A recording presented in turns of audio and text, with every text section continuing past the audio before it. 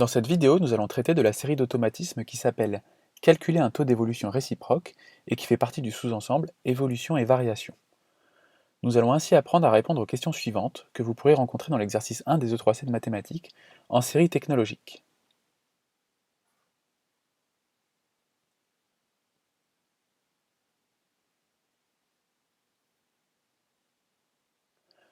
Pour répondre à ces questions, nous allons devoir apprendre ce qu'est un taux d'évolution réciproque. Mais avant, voyons les quelques informations qu'il faudra retenir dans des exercices d'évolution et de variation. Pour commencer, souvenons-nous que augmenter une quantité de x%, c'est la multiplier par 1 plus x sur 100. Diminuer une quantité de x%, c'est la multiplier par 1 moins x sur 100, et réciproquement.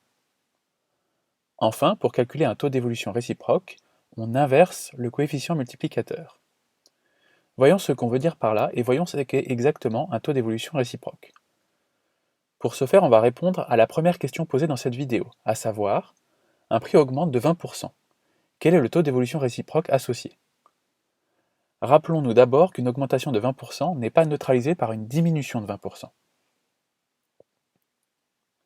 Un exemple tout simple. Une paire de chaussures coûte initialement 100 euros.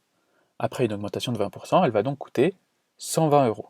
Après une diminution de 20%, je ne vais pas écrire le détail de calcul, mais le nouveau prix de la paire de chaussures est 96 euros.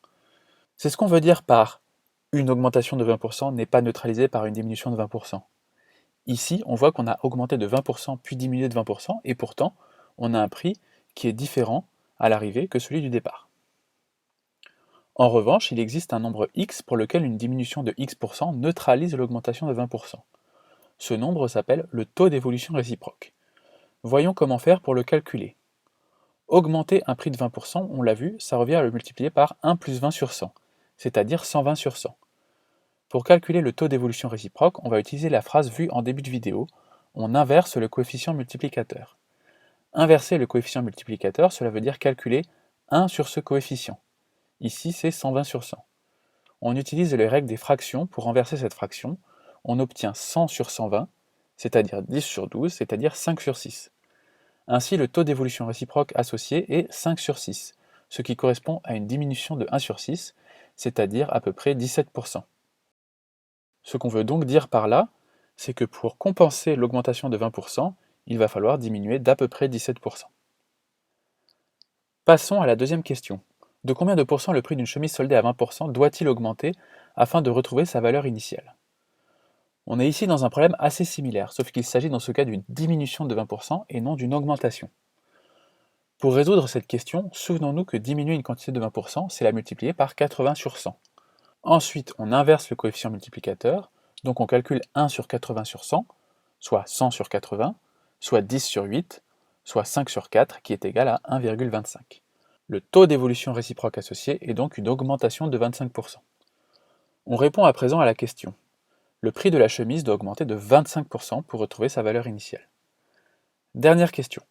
Un commerçant augmente tous ses prix de 50% un mois avant les soldes, et le jour des soldes, il veut appliquer une diminution sur tous les articles pour qu'ils reviennent au prix initial. Quel sera le pourcentage de réduction à appliquer? On utilise à nouveau la phrase « augmenter une quantité de 50%», c'est la multiplier par 1 plus 50 sur 100, c'est-à-dire 150 sur 100. Ensuite, on inverse 150 sur 100, on obtient 100 sur 150, soit 2 sur 3, qui est à peu près égal à 67%. Et comme multiplier une quantité par 67%, cela revient à la diminuer de 33%, le commerçant devra appliquer une réduction d'à peu près 33% pour que les prix reviennent à leur valeur initiale.